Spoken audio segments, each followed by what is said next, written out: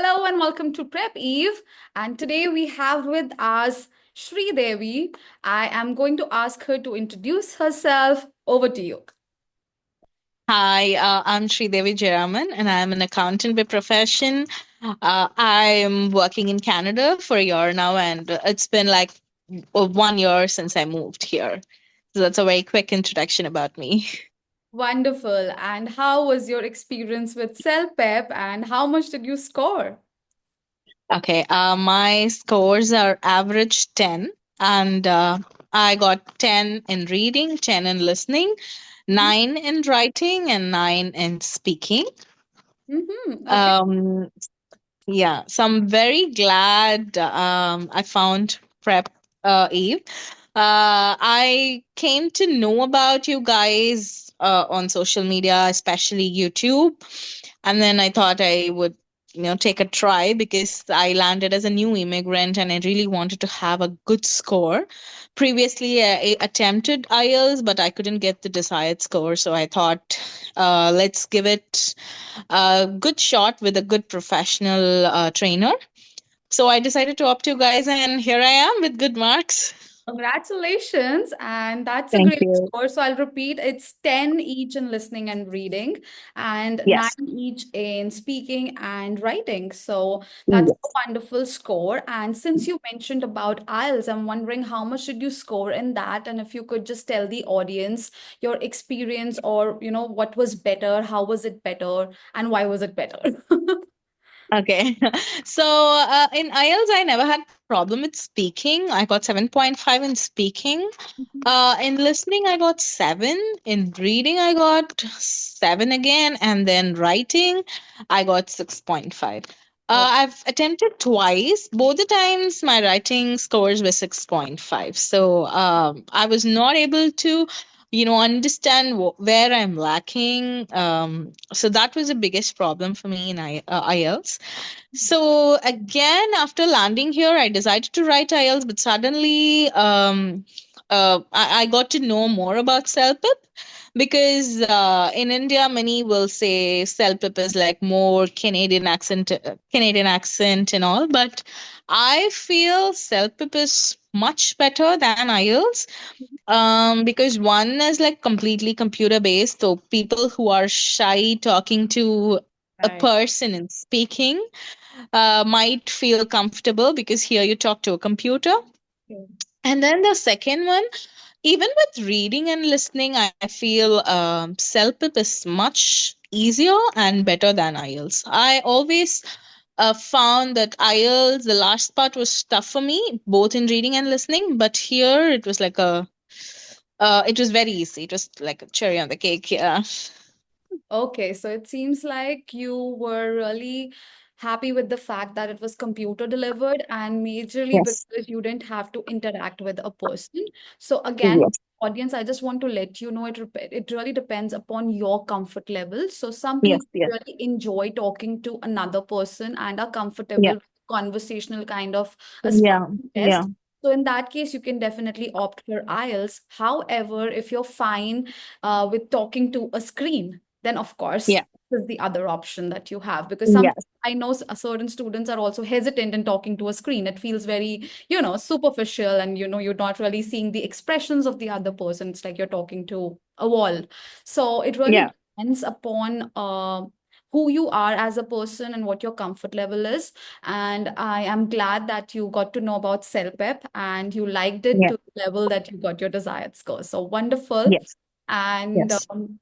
any other thing that you really liked about CELPIP, which you want people to know about, and maybe you think there was or there is a misconception in the minds of the people that, we shouldn't be taking. Like one thing that you mentioned is the Canadian accent, which is a Yes. valid point. Yeah.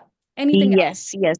Yeah. So, and one more thing, the speed of the audio which we listen to listening, I felt like both the times when I attempted IELTS, both the times the audio was really fast in the last sections, especially like the part D or whatever.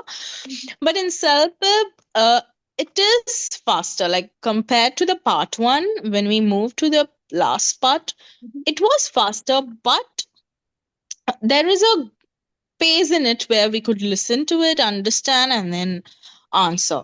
So this is the one of the differences I found in CELPIP and IELTS. And one other major thing which helped me is like the auto check, the spell check, Mhm. which I had in the writing, because I feel that maybe I might have missed some punctuation and some writing error, I mean like the spelling errors in IELTS, because I've been working for 10 years and I've always on computer. So even when I'm writing when I'm writing an email or something, if I make any mistake, like spelling mistake, it'll autocorrect, like this Microsoft will autocorrect. Mhm. So I was thinking like in IELTS, maybe just looking at the time and the tension, I might tend to make some spelling errors, but in CELPIP, it really helped. The spell check was one big advantage.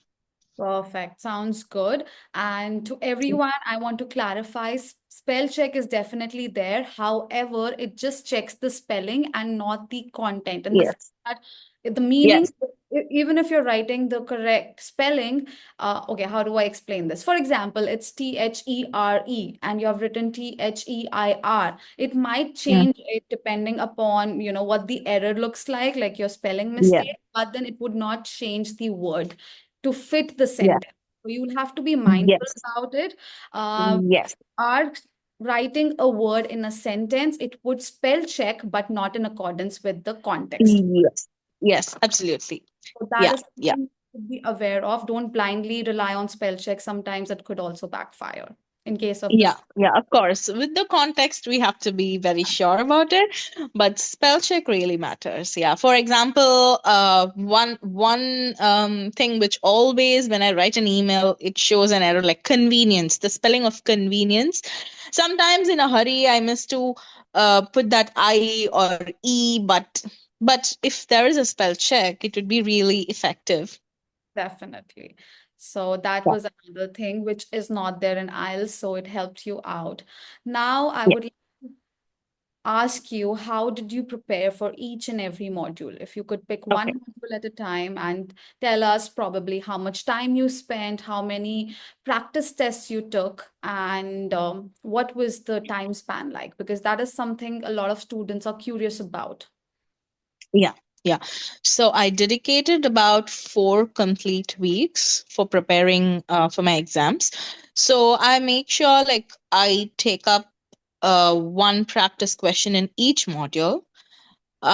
So to start with listening, I my preparation was mostly practicing. So just practice, practice, practice. That's what make you feel comfortable with the accent. And when you practice, you need to concentrate for that whole 1 or 2 or 3 minutes of the audio. You need to make short notes, not a big no one. I mean, like, you don't have to make any paragraphs, because sometimes if you keep on writing and you do not concentrate, like, you might miss something. So practice is a key for listening, and I would say the same for reading as well. So for both, I was just practicing every day for a month. And then so writing, my trainer really helped me a lot, correcting my punctuation errors, correcting my silly grammar errors,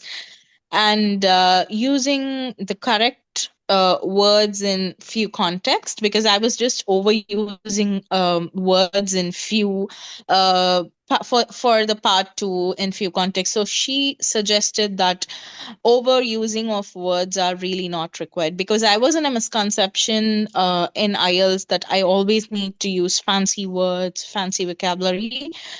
Yeah, but my tutor suggested that. And for writing, again, I practiced for at least like 15 days continuously. Every day I would take both task 1 and task 2, but my tutor was really helpful in that.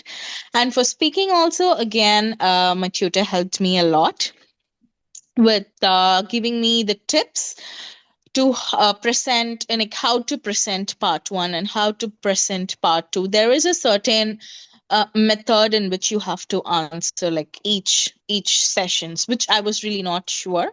So those that so mainly writing and speaking, my trainer helped me a lot, and the other two modules I would say practice. Okay, okay. And I'm glad things worked out for you. And it all is because of your hard work and dedication. If the student does not put in the effort, does not practice enough, of course, the entire strategy or the entire, theory that we tell you about, it would not be fruitful. So you basically have Yeah, to implement whatever you have learned in the classes. And I just yeah, want to pick up on 2 points that you mentioned. One was that you practiced a lot. So with our sessions, mm, each session is a mock test in itself. So before every yeah, session, we yeah, ask you to complete some homework, and during the session, that homework will be evaluated in detail. And yes, once you get yes, that feedback, you just have to keep in mind the do's and don'ts that have been mentioned yeah, yeah, during the session, so that when you attempt the next set of writing or next set of speaking, you don't make the same mm, mistakes that you made yeah, the last. So with each yes, session, it improves. So this is how we kind of tackle each and every module in the classes. And the yeah, second thing that you mentioned was with the misconception that you had, that you have to use big fancy words. Now that is not yes, the case at all. And this I can actually mention for all English proficiency tests that exist. So you don't have to use big fancy words. I usually yeah, laugh about it. You don't have to become Dr. Shashi Tharoor. You don't have to do that. You just have yeah, to write a wide range of vocabulary, or let's say showcase yeah, a range of vocabulary, which can be accomplished using synonyms. So don't have to yes, complicated words, because a couple of things happen when you do that. One, you could be using it out of context if you're not sure about the word. yes, Two, you could be misspelling it because, again, it's a complicated, big, fancy word. So you don't really know the spellings and you kind of memorized it from a PDF file yeah, that you found somewhere or a dictionary. So it doesn't make yeah, sense. And three, if you are also memorizing these words just before your test, let's say a week, 10 days, or even a month before your test, in a stressful environment, I firmly believe you tend to be nervous enough that you forget those words. So there's yeah, no point yeah, absolutely. of memorizing for no reason and then forgetting it or misusing it, Yes, or misspelling it. So that's yeah, my advice to the ones listening. But I'm yeah, glad you got that advice during the sessions, and you made sure that you don't stress yourself about using big yeah, words, but use yeah, different words, which is paraphrase, yes. using synonyms. So Yes. perfect. And one more thing I wanted to add about the trainer, I mean, like about your training sessions. Like, so my trainer made a checklist of the mistakes which I make in writing, and she made sure to always ask me when I complete an essay or an email. She always asked me to remember that checklist, and then so like for example, I always miss to put punctuations.